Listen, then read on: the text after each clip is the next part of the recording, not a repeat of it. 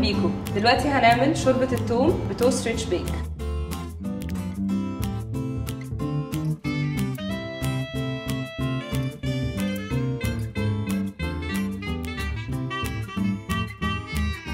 هنحط اول حاجة الزيت والثوم.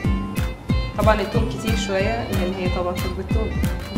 نحط معاه الفلفل برضو. انتوا عارفين تقدروا تشيلوا الثوم ازاي من ايديكم؟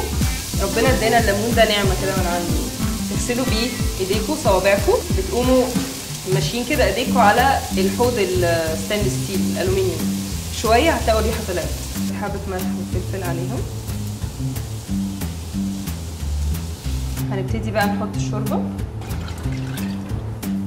هنحط كمان العيش وهنسيب بقى ايه العيش يطرى خالص خالص خالص. تقدروا تستعملوا الشوربة دي في رمضان لان هي خفيفة وبالنسبة لي برضو وجبة متكاملة، فيها البروتين، فيها الكاربس، فيها خضار، فيها كل حاجة. هنقفل بس عليها ونعملها بالهاند ميكسر.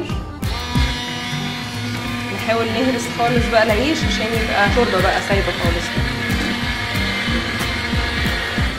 هشغل النار عليها تاني. هنحط بقى عليها كريمة وهنحط جبنة بارميجان مبشورة كده. خلاص دي كانت وصفة شوربة الثوم بتوست ريتش بيك. هنزينها بس بحبة بقدونس، ريحتها حلوة جدا جدا. جربوها وبون ابيتي.